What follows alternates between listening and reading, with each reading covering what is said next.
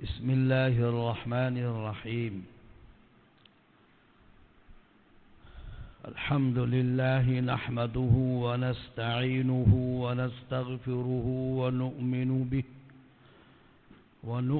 به ونتوكل عليه، ونعوذ بالله من شرور أنفسنا ومن سيئات أعمالنا.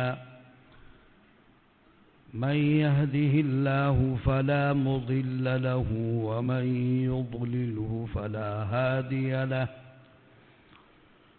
ونشهد أن لا إله إلا الله وحده لا شريك له، ونشهد أن سيدنا ومولانا محمدا عبده ورسوله، صلى الله تعالى عليه وعلى آله وصحبه وبارك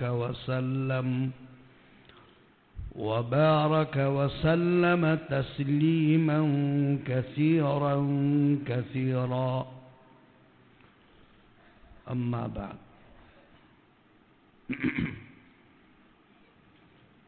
قال النبي صلى الله عليه وسلم: خيركم من قرأ القرآن وأقرأه. رواه الطبراني. عن ابن مسعود رضي الله تعالى عنه. وقال النبي صلى الله عليه وسلم: خيركم من تعلم القرآن وعلمه. رواه البخاري. عن عثمان رضي الله تعالى عنه، أو كما قال عليه الصلاة والسلام.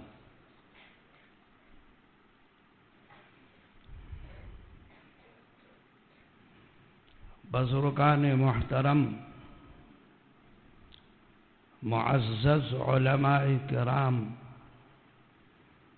طلباء عزیز اور دیگر تمام سامعین، میں نے آپ کے سامنے نبی کریم علیہ الصلاۃ والسلام کے دو ارشادات پیش کیے ہیں. ایک کو طبرانی نے حضرت عبداللہ ابن مسعود سے روایت کیا ہے. اس میں یہ فرمایا گیا کہ خیرکم من قرأ القرآن وأقرأه. آپ کو معلوم ہے کہ قرأ یقرأ کا اطلاق پڑھنے پر ہوتا ہے، بولنے پر ہوتا ہے، اور یہ واضح طور پر اس حدیث شریف سے یہ بات معلوم ہو رہی ہے کہ سب سے بہتر وہ شخص ہے جو قرآن کریم کو پڑھے اور پڑھائے.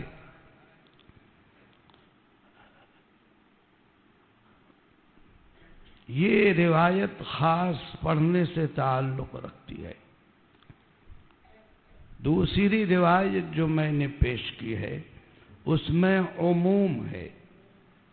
خیرکم من تعلم القرآن وعلمه.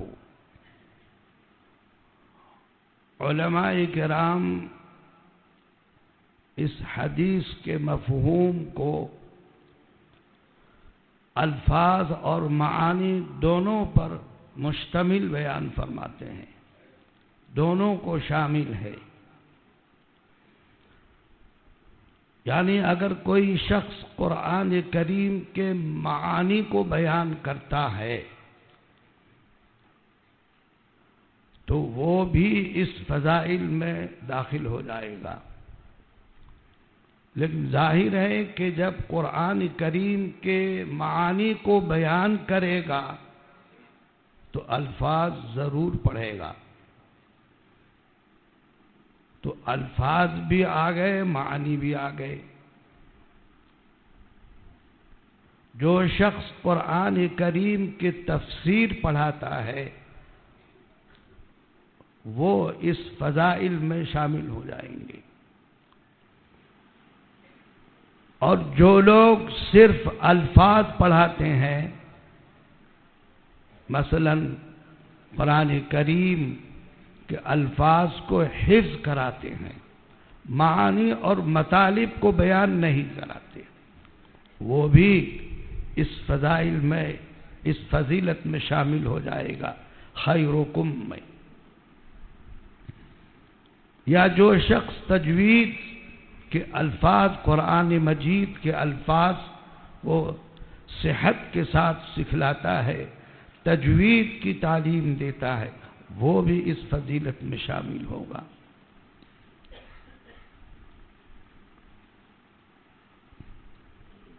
معلوم ہوا کہ ان دونوں روایتوں سے یہ معلوم ہوا کہ سب سے بہتر آپ میں، یعنی انسانوں میں سب سے بہتر وہ شخص ہے جو قرآن کریم کو سیکھے اور سکھلائے. صرف الفاظ کو سیکھے یا الفاظ اور معانی دونوں کو سیکھے اور سکھلائے، دونوں ہی جماعت اس فضیلت میں شامل ہے.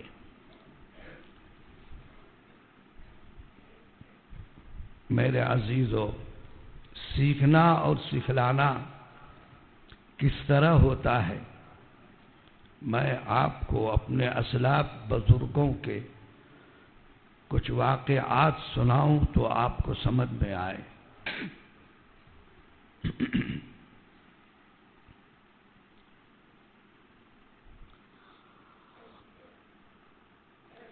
گرم پانی منگوا، میٹھا ہے.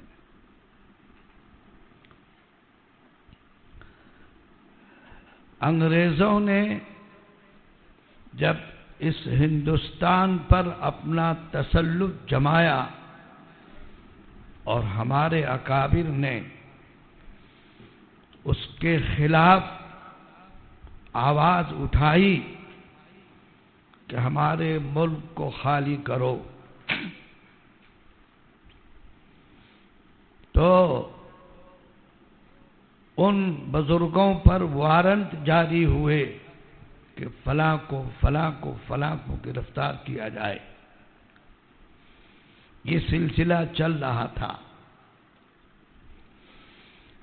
اسی زمانے میں حاجی امداد اللہ صاحب مہاجر مکی رحمت اللہ علیہ، جو ہمارے اکابر کہ سید الطائفہ کہلاتے ہیں،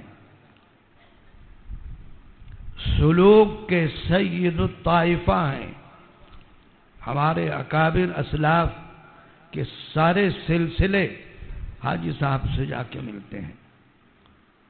وہ یہاں سے ہجرت فرما کر مکہ مکرمہ تشریف لے گئے. اسی زمانے میں مولانا رحمت اللہ صاحب کیرانوی بڑے زبردست عالم تھے.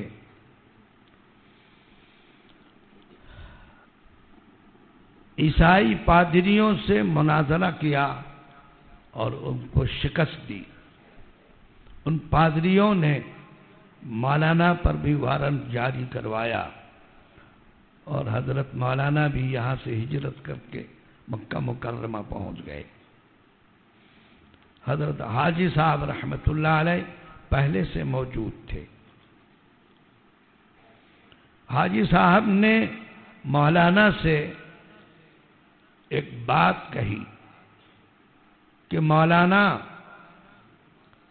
یہاں کے لوگ ہندوستان کے علماء کو گیری نظروں سے دیکھتے ہیں، اور اس کی وجہ یہ ہے وہ یہ کہتے ہیں کہ ہندوستانی علماء قرآن غلط پڑھتے ہیں، اس لیے اس کی فکر کرو۔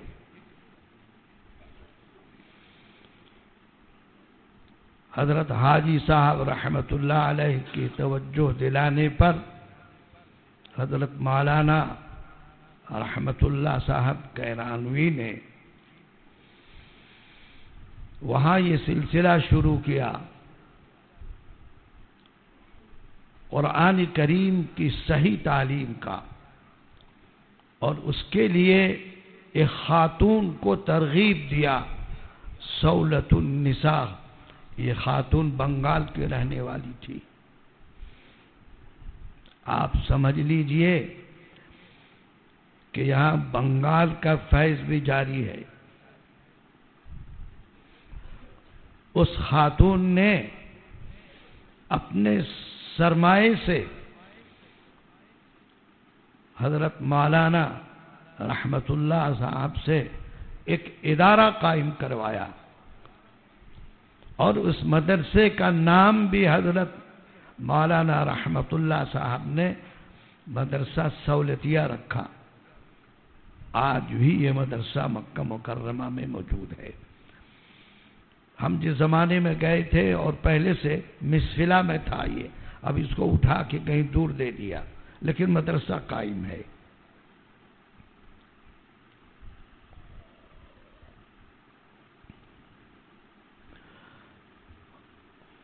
تعلیم شروع ہو گئی۔ اسی زمانے میں مدراس کے ایک قاری صاحب، نام بھول رہا ہوں، مدراس کے قاری صاحب، جامع ازہر سے وہ پڑھ کر آئے، مدراس کے تھے وہ پڑھ کر وہاں آئے، اور انہوں نے زبردست محنت کی۔ اسی زمانے میں قاری عبداللہ صاحب رحمت اللہ علیہ کے والد اپنے بچوں کو ہندوستان سے مکہ مکرمہ لے کے پہنچ گئے۔ ان پر بھی گرفتاری کا وارنٹ ہوا تھا، اور اپنے تمام بچوں کو حضرت مولانا رحمت اللہ صاحب کی سرپرستی میں دے دیا۔ وہاں ان مدراس کے قاری صاحب نے قاری عبداللہ صاحب اور دوسرے بچوں پر محنت کی، اور بہت سارے بچوں کو پڑھایا۔ اس میں بہار بنگال کے بیشتر بچے بہار بنگال کے تھے، جو لوگ وہاں جا کر بسے ہوئے تھے یا کام کاج کے لیے گئے تھے۔ ان بچوں پر محنت کی، اور کچھ سالوں کے بعد عربوں کو دعوت دی، جلسہ کیا۔ اس جلسے میں ان بہار بنگال کے بچوں نے جو قرآن سنایا، وہ عرب بھی اش کرنے لگے۔ پھر عربوں نے بھی اپنے بچوں کو بھیجنا شروع کیا۔ یہ سلسلہ وہاں سے شروع ہوا۔ اس کو آپ یہی رکھیے۔ اس سے پہلے مصر میں ایک جگہ ہے منوفیہ، وہاں کے ایک شیخ قاری عبد الخالق صاحب منوفیہ، شاہجہاں کے زمانے میں غالباً 1050 ہجری کا زمانہ تھا، دلی آئے، اور وہاں انہوں نے یہ قراءات سبع کا سلسلہ شروع کیا، قرآن کی تعلیم کا۔ قاری عبد الخالق صاحب رحمت اللہ علیہ کی محنت سے دلی، مضافات دلی، میوات، پانی پت، یہ سب کا سب سیراب ہوا۔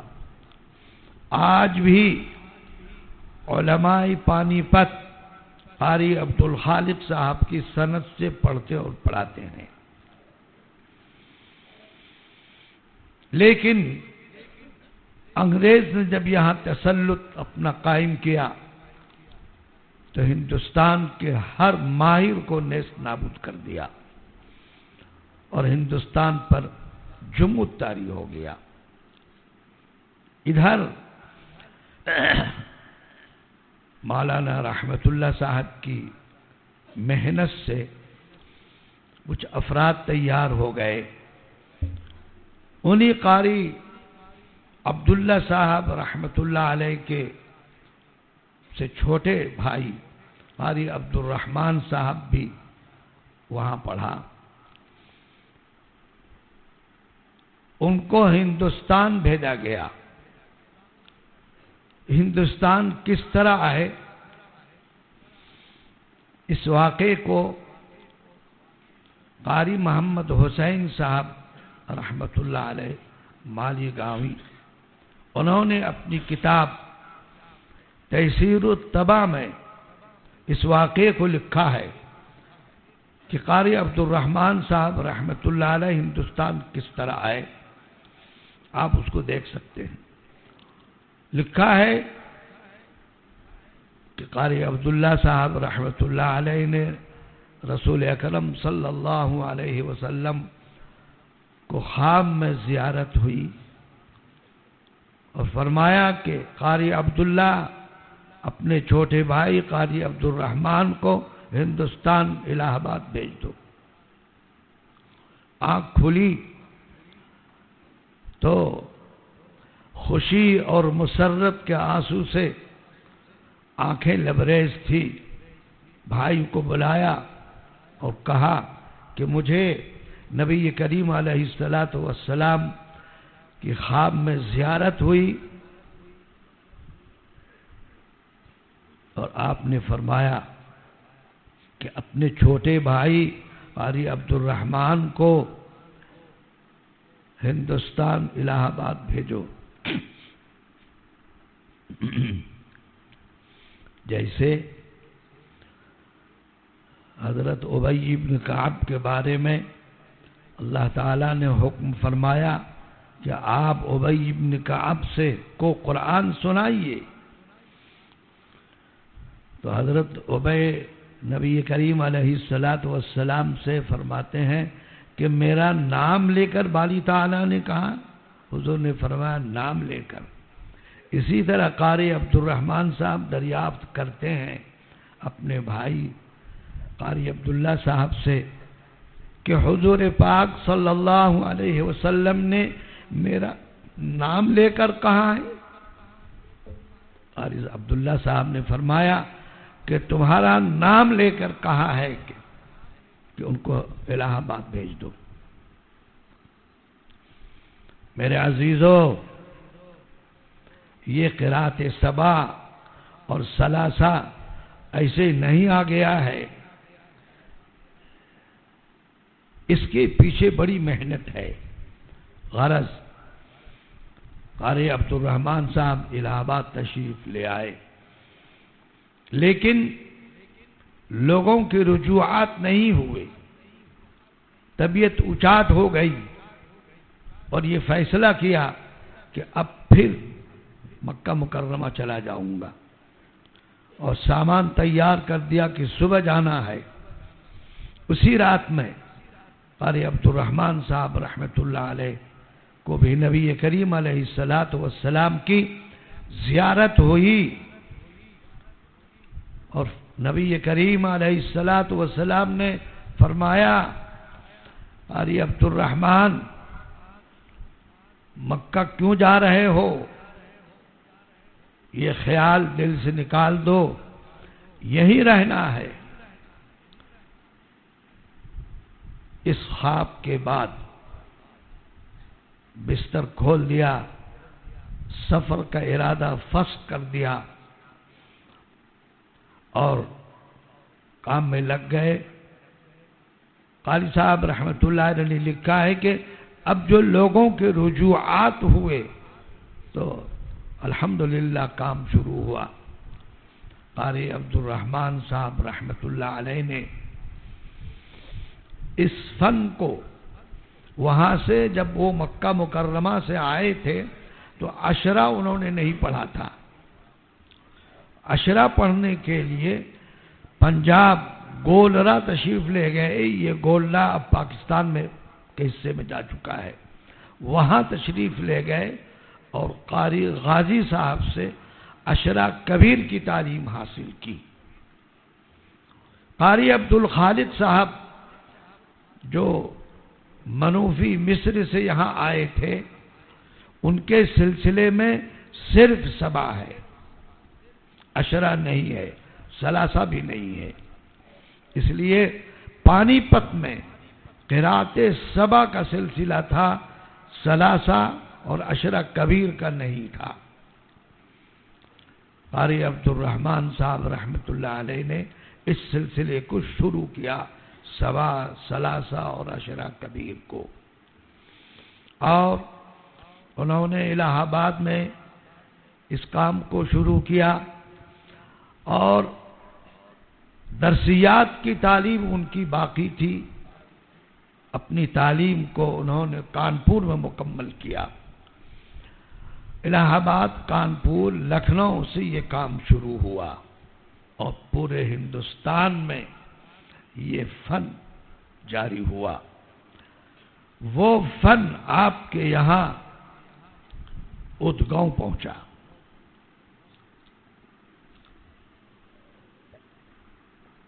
اور وہ سلسلہ یہاں چل رہا ہے. طلباء عزیز نے مختلف روایتوں میں اعلان طرق کے ساتھ قرآن مجید کی تلاوت ہمارے سامنے پیش کی. میں انتہائی خوشی اور مسرت سے آپ کو مبارکبادی پیش کرتا ہوں اور دلی مبارکبادی پیش کرتا ہوں. اور آپ کے اساتذہ کو آپ کی محنت، اساتذہ کی توجہ، دونوں کی محنت سے کام آگے بڑھتا ہے. آپ نے قرآن مجید کی ترتیل کی اور تدویر کی اور حدر کی مشق کی. اپنی محنت کو اس مجمع میں پیش کیا. میں آپ سبھی طلباء کو، اساتذہ کو، منتظمین کو دلی مبارکبادی پیش کرتا ہوں. اور میرے بھائیوں، یہ جو دو روایت میں نے پڑھی ہے، بہت اطمینان کے ساتھ غور کیجئے.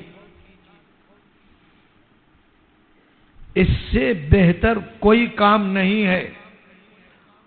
قرآن کریم کے سیکھنے اور سکھلانے سے بہتر کوئی کام نہیں ہے. حدیث کے الفاظ میں دو جز ہیں، قرأ، اقرأ. خیرکم من قرأ القرآن واقرأہ، خیرکم من تعلم القرآن وعلمہ. اس میں ہمیں یہ بات سمجھ میں آ رہی ہے کہ پہلے ہم قرآن کریم کو سیکھیں، الفاظ ہو یا معانی، پہلے ہم سیکھیں، سیکھنے کے بعد پھر سکھلائیں. لیکن سیکھ کر بیٹھ نہیں جائیں. متصلاً کہا گیا ہے خیرکم من تعلم القرآن وعلمہ. سیکھنے کے بعد سکھلاؤ. اگر آپ سیکھ کر بیٹھ جائیں گے اور دوسروں کو نہیں سکھلائیں گے تو قرآن مجید کی اشاعت نہیں ہوگی، قرآن مجید پھیلے گا نہیں. اور قرآن مجید نہیں پھیلے گا تو خیر بھی نہیں پھیلے گا، خیر سے محرومی ہوگی، اور آپ صحیح راستے پر قائم نہیں رہیں گے، آپ کی اولاد باقی نہیں رہے گی اسلام پر۔ نہ جانے وہ کس مذہب کو اختیار کرے گی اور کس طریقے پر آپ چلیں گے، ہم نہیں کہہ سکتے۔ لیکن آپ نے اگر قرآن مجید کو مضبوطی کے ساتھ پکڑا تو یقین ہے کہ آپ کا ایمان باقی رہے گا، آپ کے آنے والی نسلوں کا ایمان باقی رہے گا، اور اللہ تعالی کی رضا اور خوشنودی حاصل ہوگی۔ میں یہ بات اپنے تجربے کی روشنی میں پورے وثوق کے ساتھ کہہ سکتا ہوں کہ جس مدرسے میں قرآن کریم کی تعلیم صحت کے ساتھ پڑھائی جائے گی وہ مدرسہ یقیناً ترقی کرے گا۔ لوگوں نے مجھے بتایا کہ ایک زمانے میں ہمارے جامعہ ڈابھیل کے حالات، مالی حالات کمزور ہو گئے تھے۔ حضرت محتمیم صاحب، ہمارے سابق محتمیم مولانا سعید صاحب رحمۃ اللہ علیہ، حج کے لیے تشریف لے گئے تھے۔ ان کے استاد وہاں ہجرت کر کے وہاں مدینہ منورہ میں مقیم تھے، حضرت مولانا بدر عالم صاحب رحمۃ اللہ علیہ، جنہوں نے ڈابھیل میں تقریباً 20 سال کا عرصہ گزارا ہے، اور حضرت شاہ صاحب کی تقاریر لکھی ہیں وہاں۔ مولانا بدر عالم صاحب کے براہ راست شاگرد ہیں۔ ایک مرتبہ محتمیم صاحب نے مجھے بتایا کہ میں سائیکل سے ادھر سے آ رہا تھا یا گزر رہا تھا کہ مولانا بدر عالم صاحب سامنے آ گئے۔ انہوں نے مجھے روک دیا اور مجھے تماچا مارا کہ تمہاری یہ مجال ہے کہ تم میرے سامنے سائیکل پر چڑھ کر گزرو۔ آج کیا حال ہے؟ طلبا، سائیکل کی بات آج کل تو سائیکل کس کے پاس؟ ٹھیلے والے کے پاس بھی سائیکل نہیں، آج تو ہر ایک کے پاس موٹر سائیکل ہے، اور اساتذہ کھڑے ہیں اور آپ کیا فراٹے کے ساتھ جامعہ کے کمپاؤنڈ سے گاڑی اڑاتے ہوئے جا رہے ہیں۔ معلوم ہوتا ہے کہ یہ جی ٹی روڈ ہے، بمبئی اور احمد آباد بنگلور ہائی وے روڈ ہے، ایسے گاڑی اڑاتے ہوئے جاتے ہیں۔ تو محتمیم صاحب فرماتے ہیں کہ وہ دن ہے کہ پھر میں نے سائیکل پر چلنا چھوڑ دیا۔ تو وہاں تشریف لے گئے، کہا حضرت اس وقت مدرسے پر حالات ہیں تو آپ فرما دیجئے۔ تو مولانا بدر عالم صاحب نے فرمایا کہ مول صاحب، قرآن کو صحیح پڑھوانے کا انتظام کرو، تمہارے گجرات میں قرآن غلط پڑھا جاتا ہے۔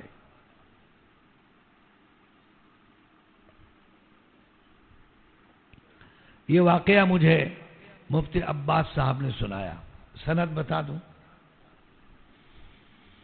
اور مفتی عباس صاحب کو کس نے بتایا وہ مجھے نہیں بتایا، سند موقوف ہو گئی۔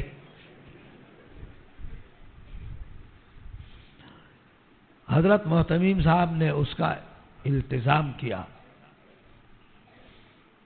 اور مجھ سے پہلے دوسرے لوگ بھی آئے، دوسرے قرہ بھی آئے، تاریخ بتاتی ہے، اور میں بھی آیا، اور حضرت محتمیم صاحب کی فرمائش اور طلب پر آیا، اور مجھے بھی میرے استاذ نے بھیجا، اور وہاں میں پہنچا اور میں نے کام شروع کیا. یہ بات میں بہت دفعہ بول چکا ہوں اور ابھی ڈاویل کے جلسے میں بھی کہا تھا، طلبہ نے سنا ہوگا. میں اس وقت سے آج تک جامعہ ڈابھیل میں ہوں. مجھے تقریباً 45 سال ہو گئے. اس درمیان میں لوگوں نے مجھے ہلانے کی کوشش کی، لیکن اللہ تعالیٰ نے میری حفاظت کی اور میں وہاں جمع رہا. اس کے نتیجے میں یہ قاری بدر الدین، 2 بدر الدین ہیں، دونوں قاری اتفاق سے، ایک تو شیخ الحدیث ہو گئے، ایک شیخ القراء ہو گئے. یہ طلبہ تیار ہوئے. اس وقت اس علاقے کے طلبہ وہاں نہیں، کولہاپور کے طلبہ میرے زمانے میں بہت تھے، لیکن کوئی دلچسپی نہیں تھی ان طالب علموں کو تجوید و قراءت سے. گجرات کے طلبہ نے محنت کی اور بالخصوص اس وقت جو باہر کے طلبہ تھے افریقہ کے، ان لوگوں نے اس پر محنت کی اور وہ محنت جاری رہی. پھر تو کولہاپور کے علاقے میں تجوید و قراءت کی ایسی روشنی پھیلی کہ آج طلبہ عزیز نے قراءت 7 اور 3 کی تکمیل کی. میرے عزیزو، قراءت 7 کیا چیز ہے؟ 7 کا لفظ تو آپ جانتے ہی ہوں گے. کیا معنی 7 کے؟ عربی کی گنتی نہیں جانتے؟ ابھی 7 کے معنی 7 کے ہے کہ نہیں؟ آپ نے ائمہ قرات کے نام بھی پڑھے ہوں گے. ائمہ قرات کے جن ائمہ کو امام شاطبی نے اپنی کتاب شاطبیہ حرز الامانی میں بیان کیا ہے، وہ 7 قاری ہیں. امام جزری نے اپنی کتاب الدرۃ المضیہ میں جن 3 قاریوں کو بیان کیا ہے، وہ 3 اپنی کتاب میں 3 قاری کو بیان کیا ہے. ان 7 اور 3 کو ملانے سے یہ متمم 10 کہلاتی ہے یہ قرات، اور اس کو 10 صغیر کہتے ہیں، چھوٹا 10. اور پھر امام جزری نے، امام جزری کا نام جانتے ہو؟ جانتے ہو؟ کیا جانتے ہو؟ کچھ نہیں جانتے ہو، صرف اتنا جانتے ہو کہ المقدمۃ الجزریہ کے مؤلف ہیں وہ. آج پوری دنیا ان کی سند کی محتاج ہے. پوری دنیا، عجم ہو کہ عرب، پوری دنیا ان کی سند کے محتاج ہے. اس لیے کہ ہم سند کی دنیا میں پھرتے ہیں تو مجھے پتا چلتا ہے کوئی دروازہ نہیں ہے جہاں ہم اس دروازے سے آگے ائمہ قراءات تک داخل ہو سکتے ہیں. صرف ایک انسان، اور انہوں نے دنیا میں پھر کر قراتیں حاصل کی اور پھر اسے پڑھایا، پھیلایا. یہ قراتیں، یہ تجوید ایسے نہیں آئے، اس پر محنت ہوئی ہے کہ واقعہ میں نے آپ کو سنایا. اس طرح یہ سلسلہ چلا اور یہاں تک پہنچا. اب آپ کی ذمہ داری ہے کہ آپ نے جو پڑھا ہے، سیکھا ہے، سیکھنے کے بعد سکھلاؤ. یہ حدیث بتلا رہی ہے. اس حدیث کا مفہوم یہ ہے کہ آپ سب سے بہتر آدمی ہیں اس وقت کہ سیکھنے کے بعد سکھلاؤ گے. صرف سیکھ لینے سے اس حدیث کا مفہوم کے مصداق نہیں بن سکتے ہو. سیکھنے کے بعد سکھلاؤ. اگر تم نے سیکھ لیا اور سکھلایا نہیں تو یہ علم پھیلے گا نہیں، قرآن دوسروں تک نہیں پہنچے گا. مسلمان کی خصوصیت ہے جہاں یہ گئے اپنے ساتھ قرآن کو ساتھ لے گئے اور قرآن پڑھا اور پڑھایا. میرے عزیزوں، ابھی بہت سا کام باقی ہے اور 9 بجنے کو آ گیا. یہ تاریخی انداز میں واقعہ میں نے آپ کے سامنے اس لیے پیش کیا کہ آپ کو اس سے سبق حاصل کرنا ہے اور آپ کو عہد کرنا ہے کہ میں قرآن کریم سیکھ کر دوسروں کو سکھلاؤں گا. اگر آپ نے اس کام کو اختیار کیا تو اللہ تعالی آپ کو اس دنیا میں بھی باعزت رکھیں گے اور آخرت میں تو رکھیں گے ہی. آخرت میں تو قرآن پڑھنے والوں کے لیے بشارت ہے کہ پڑھتے جاؤ اور جنت کے درجوں کو چڑھتے جاؤ. بڑے خوش نصیب ہیں آپ لوگ جن لوگوں کو یہ فن حاصل ہوا. اور یہ بات افسوس کے ساتھ کہنا پڑتا ہے کہ طلبہ فارغ ہو کر جائیں گے تو سب سے پہلا کام آپ کے سامنے وہ آئے گا کہ آپ امام صاحب آپ نماز پڑھائیے. اگر آپ کو قرآن صحیح پڑھنا آتا ہے تو پھر آپ امام صاحب بنیں گے اور نہیں تو آپ کو پیچھے کر دیا جائے گا، چاہے آپ اپنے زمانے کے بڑے شیخ الحدیث ہوں. آپ خود بھی پسند نہیں کریں گے ایک اچھا نرا حافظ اور قرآن اچھا پڑھتا ہے، آپ انہی کو خود بڑھائیں گے، آپ نہیں پڑھیں گے. اس لیے میرے عزیزو، ہر فارغ ہونے والا طالب علم کو چاہیے اور وہ عہد کرے کہ جس طرح ہمیں درس نظامی اور سیاستہ کی سند دی جاتی ہے اور حاصل کرتے ہیں، آپ کم از کم روایت حفظ کی سند حاصل کیجیے. آپ اپنا قرآن اس لائق بنائیے کہ آپ کو روایت حفظ کی سند دی جائے.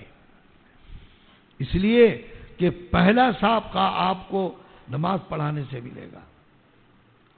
اور یہ کام اگر ہو گیا اور کہیں بڑی کتاب ہدایہ، مشکات، جلالین، بخاری، ترمذی پڑھانے کو نہیں ملی یہ کتابیں تو اس وقت کیا پڑھائیں گے؟ آپ مکتب پڑھائیں گے اور آپ کہیں گے کہ میری توہین ہو گئی. اللہ کے بندے، یہ 2 روایت یہ بتا رہی ہے خیرکم من قرأ القرآن واقرأہ. پھر تم اپنے آپ کو اس کے پڑھانے میں اہانت کیوں سمجھتے ہو؟ خیرکم من تعلم القرآن وعلمہ. اپنی اس میں کوئی توہین نہ سمجھو، اس سے بڑھ کر کوئی کلام نہیں ہے، دنیا کا کوئی کلام نہیں ہے، نہ کسی انسان کا کلام ہے نہ نبی کا کلام ہے. اس کلام سے بڑھ کر کوئی کلام نہیں ہے. اس لیے اس کلام کو پڑھانے والا چاہے وہ سمجھ کے پڑھاتا ہے یا بے سمجھے پڑھاتا ہے، اللہ کے کلام کو پڑھا رہا ہے. اللہ تعالیٰ کے نزدیک وہ محبوب اور پسندیدہ ہے. تم اپنے آپ کو ناپسندیدہ کیوں کہتے ہو؟ حضرت مفتی صاحب رحمت اللہ علیہ کا واقعہ لوگ بیان کرتے ہیں. ایک صاحب کہنے لگے کہ حضرت میں کئی سالوں سے بخاری جلد اول پڑھا رہا ہوں اور اس سال مجھے بخاری جلد ثانی دے دی. تو میں تو اپنی بڑی توہین سمجھتا ہوں اس میں۔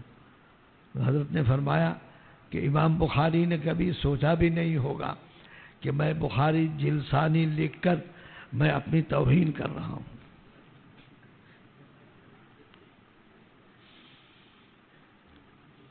بخاری جلد ثانی لکھ کر اپنی انہوں نے توہین کی ہے، انہوں نے نہیں سمجھا اپنی اہانت، تو آپ کیوں توہین سمجھ رہے ہیں؟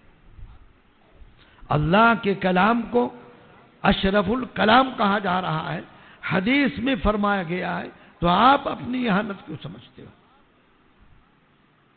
نہیں، تم چاہے مکتب پڑھاؤ یا حدیث پڑھاؤ، اللہ کے واسطے، اللہ کی رضا اور خوشنودی کے لیے پڑھاؤ، بس یہی ہر بخاری پڑھانے والے کا مقصد بھی ہے، اور مکتب پڑھانے والے کا بھی یہی مقصد ہونا چاہیے، رضا الہی۔ اگر اللہ تعالی کی رضا حاصل نہ ہو تو چاہے آپ کوئی بھی کتاب پڑھاؤ، آپ ناکام ہیں۔ اگر آپ نے پوری زندگی قرآن پڑھایا تو آپ سے بڑھ کر فضیلت کس کو مل سکتی ہے؟ اس لیے میرے عزیزو، آپ کے لیے ایک بہترین موقع ہے، اس موقع کو آپ ہاتھ سے نہ جانے دیجیے، اور آپ کی محنت سے متعلق چند باتیں عرض کرتا ہوں کہ آپ نے جو اس وقت اپنی قراتوں کو پیش کیا ہے، پچھلے سالوں کے مقابلے میں ہم اس سال دونوں مدرسوں میں، شیرولی میں بھی اور یہاں بھی، ہم پختگی دیکھتے ہیں، لیکن ابھی آپ کی آواز میں اور لہجے میں پختگی نہیں آئی ہے۔ ابھی ایک طالب پڑھ رہا تھا، پڑھتے پڑھتے اس کی آواز بیٹھ گئی، آواز میں پختگی نہیں آئی ہے۔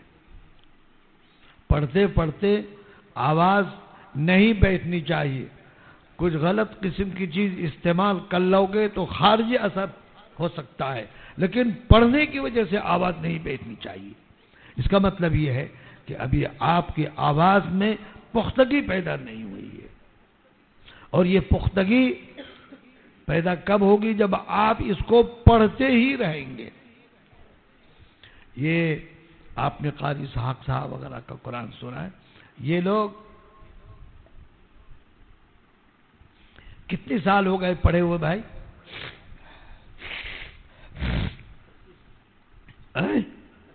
25 سال ہو گئے، اور 25 سال سے یہ محنت ان کی جاری ہے، اور میرے پاس آنے کے بعد تو فرضیات میں داخل ہے، پڑھنا ہی ہے آپ کو، اور نہیں تو میرے ساتھ رہنے کی ضرورت نہیں ہے۔ کیوں؟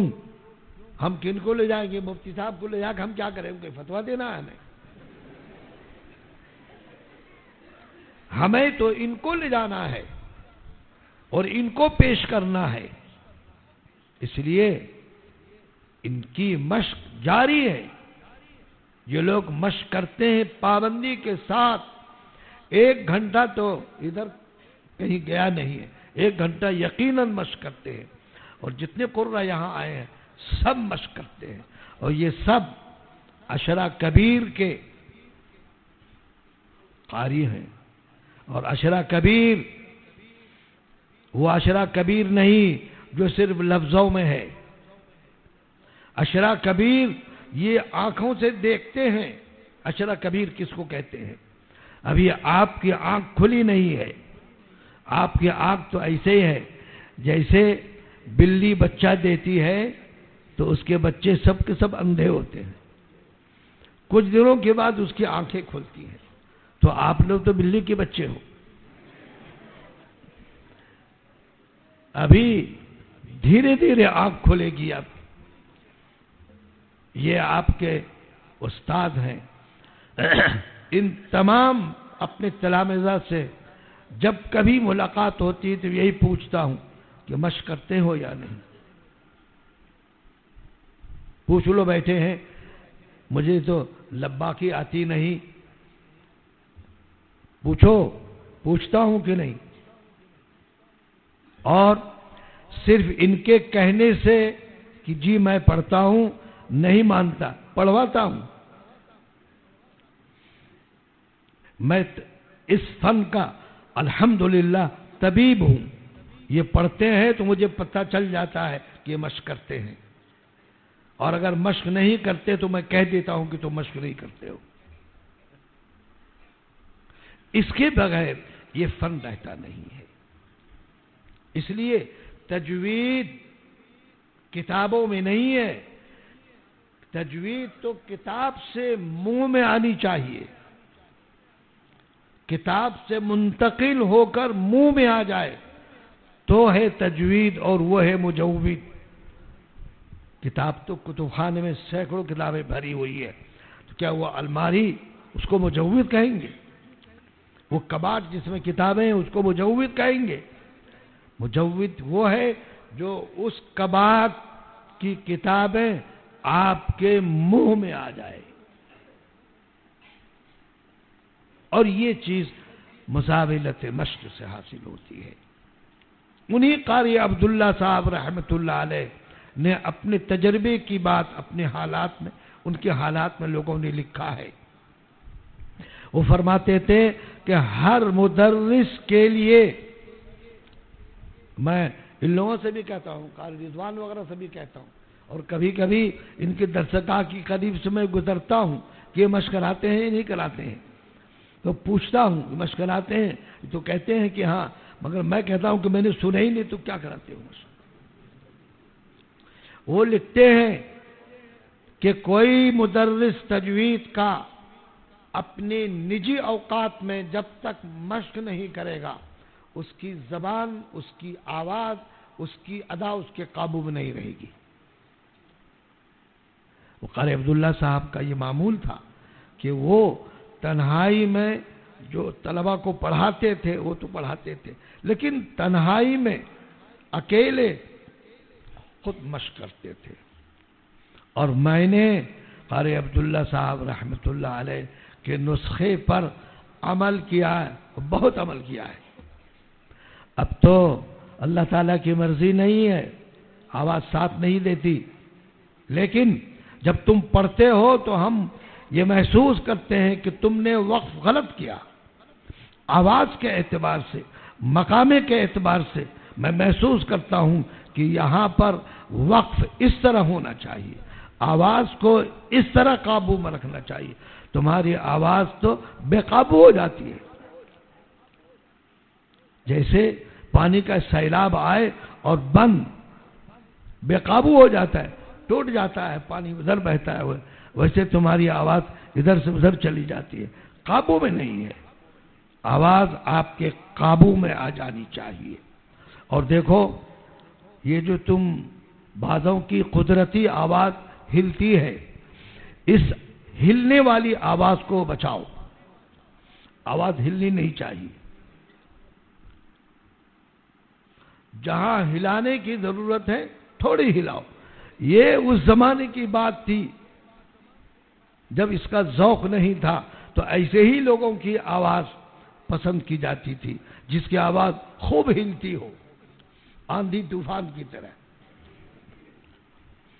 وہ ہلانے والی آواز آپ کے قابو میں آواز ہونی چاہیے کہ جب چاہو ہلاؤ، جب چاہو اس کا ہلنا بند کر دو، تو آواز آپ کے تابع ہو جائے، آپ آواز کے تابع نہ ہو۔ یہ چیز آپ کو اس وقت حاصل ہوگی جب آپ اس کو جاری رکھیں گے، اس مزاولت کو۔ جب آپ نے اس فن میں قدم رکھ لیا ہے تو اگر باقی رکھنا چاہتے ہو تو جب تک تمہارے جسم میں طاقت ہے پڑھتے رہو، تو انشاءاللہ یہ فن باقی رہے گا۔ اور قرآن کی تعلیم، قرآن پڑھاؤ یا سنو، وظیفے میں پڑھو، تعلیم میں پڑھو، ترجمے میں پڑھو، کسی وقت بھی پڑھو، وہ ثواب سے خالی نہیں ہے۔ آپ کے پیر مرشد نے اگر آپ کو آپ کے معمول میں دے دیا ہے کہ 1 پارہ پڑھنا ہے، 3 پارہ پڑھنا ہے، پڑھنا ہی پڑھنا ہے، یا یہ کہ آپ استاد سے سیکھ رہے ہیں یا آپ سکھلا رہے ہیں، کسی وقت بھی تم پڑھو گے تو ثواب سے خالی نہیں ہے۔ یہ ثواب اور یہ فضیلت مجھے بتاؤ کسی فن میں ہے کہ 1 حرف کے بدلے 10 نیکی ہے؟ فقہ کی کسی عبارت کے پڑھنے میں، تفسیر کے الفاظ، تفسیری الفاظ، قرآن نہیں، تفسیری الفاظ کے پڑھنے میں، حدیث کے الفاظ کے پڑھنے میں 10 نیکی ملے گی؟ کوئی شیخ الحدیث بتائیں گے؟ کیوں صاحب؟ یہ خصوصیت ہے کلام الہی کی۔ اس لیے میرے عزیزو، آپ کو قرآن پڑھنے میں کسی وقت خسارہ نہیں ہے، اس لیے اس کو مت چھوڑو۔ اللہ تعالی بہت کام لیں گے آپ سے انشاءاللہ، اور اپنے اندر اخلاص پیدا کرو، اور دیکھو استاد کی خدمت کرو، اس کے بغیر نہیں ملے گا۔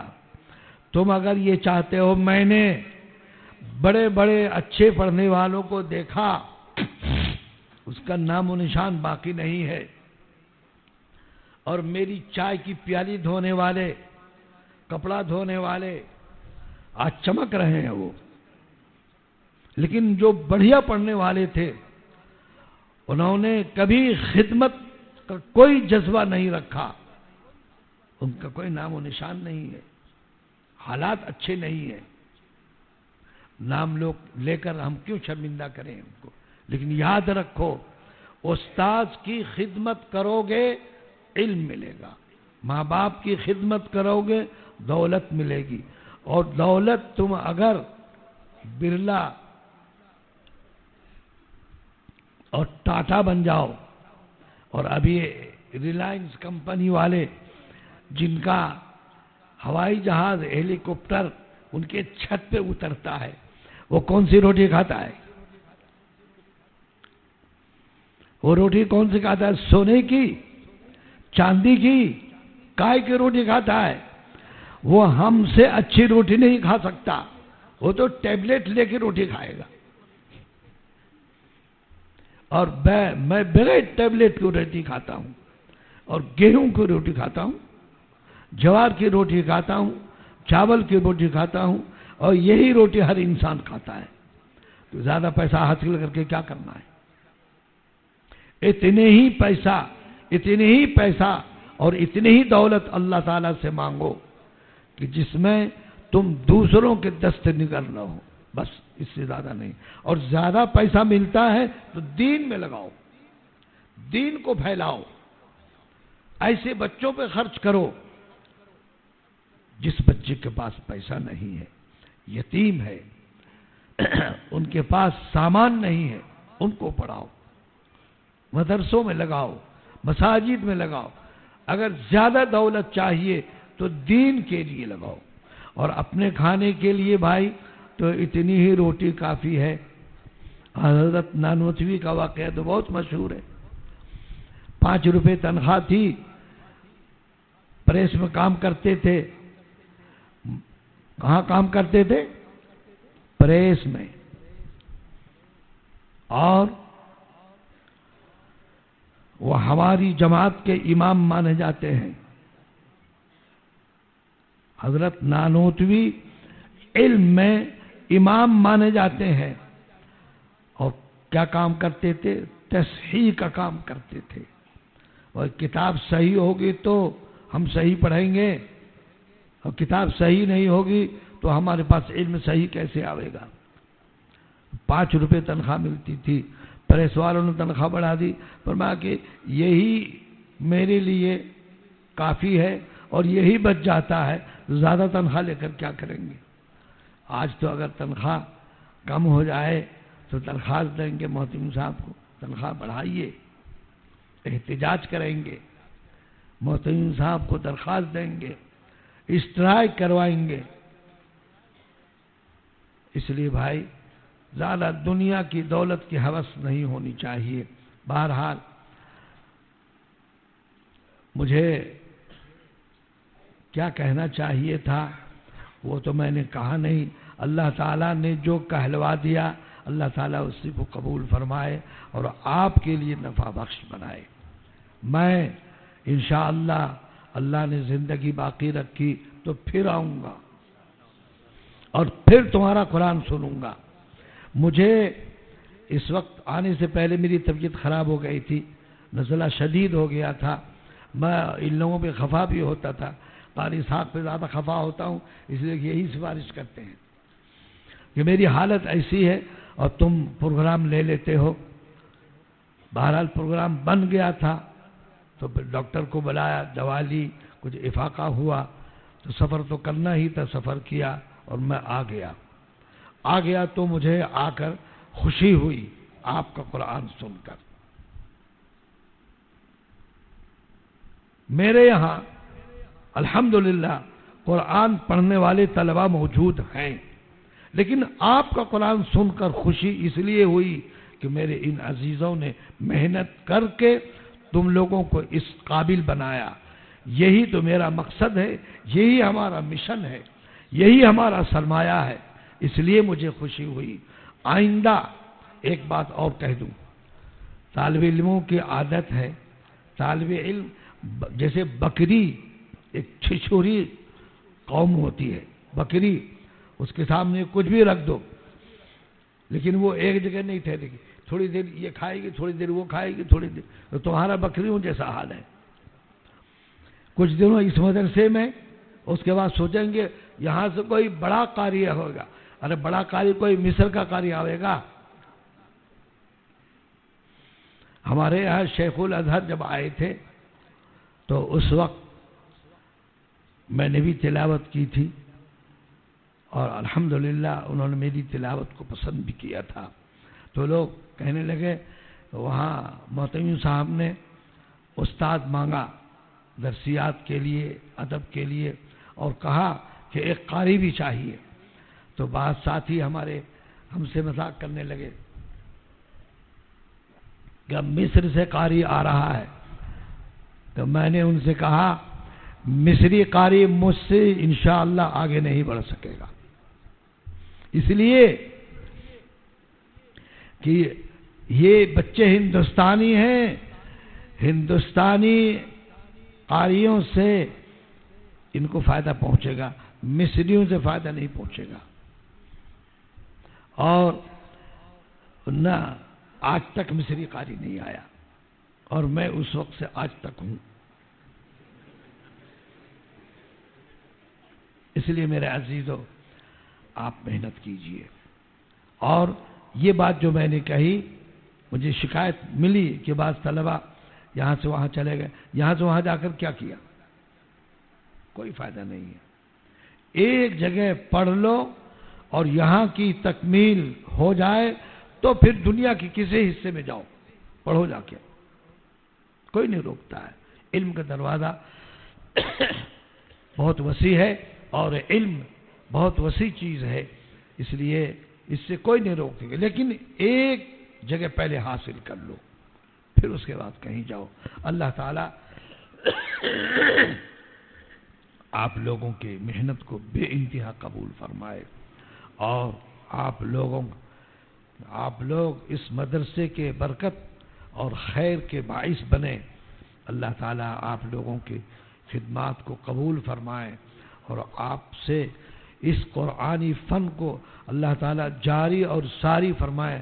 پورے ہندوستان میں گھر گھر میں قرآن کو تجوید سے پہنچاؤ، یہ میری ذمہ داری ہے، آپ کی ذمہ داری ہے، ہر علماء کی ذمہ داری ہے کہ گھر گھر، اور بھائی گھر گھر تجوید اس وقت پہنچے گی جب کہ آپ کی بہن بھی تجوید پڑھے گی۔ تو آپ سے نہیں، آپ تو چاہیں گے مجھے تو کوئی یونیورسٹی ملے، دارالعلوم میں جگہ ملے، لیکن وہ اگر پڑھے گی تو وہیں گھر سے مدرسہ شروع ہو جائے گا۔ اور یہ میں ہوائی فاری نہیں کر رہا ہوں جیسے ہمارا وزیر اعظم کرتا ہے.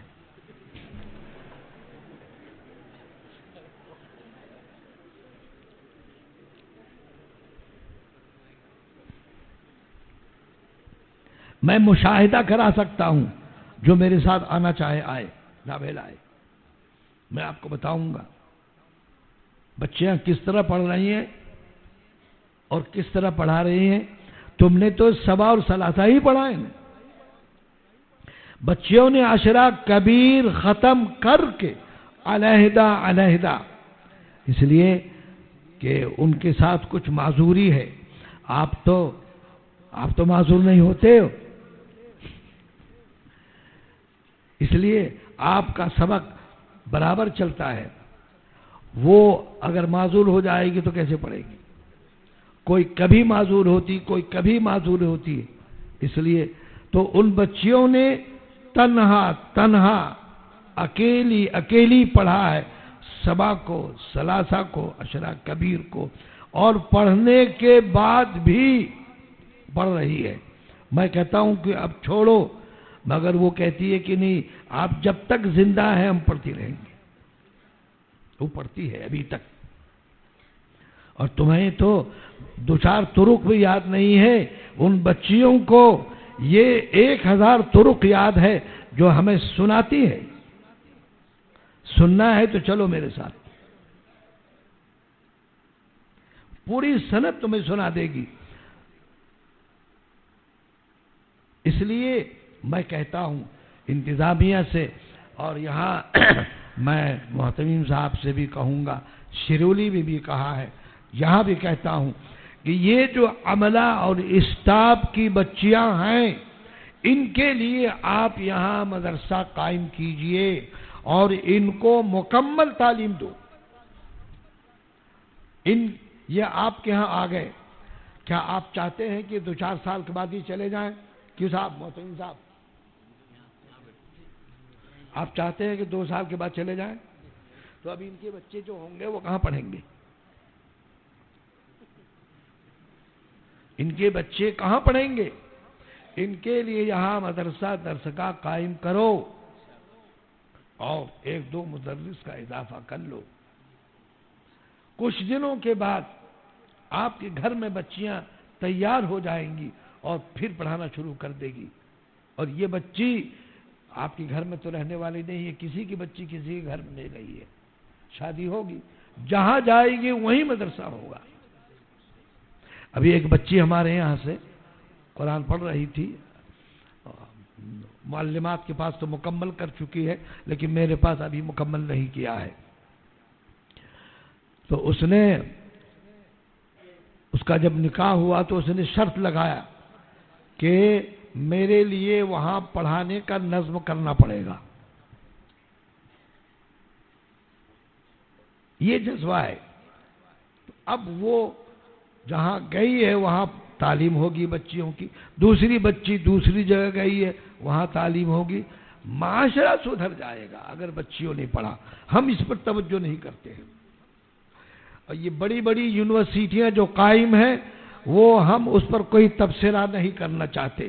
ہم تو آپ سے گزارش کرنا چاہتے ہیں کہ آپ اپنے یہاں، ہم نے اپنے محتمم صاحب سے بھی کہا، محتمم صاحب اگر سن رہے ہو تو سنیں، لیکن انہوں نے توجہ نہیں دی. میں نے اپنے گھر میں یہ کام شروع کر دیا اور بچیاں پڑھ رہی ہیں. جابیل محلے میں یہ کام ہم نے شروع کیا، وہاں کام ہو رہا ہے.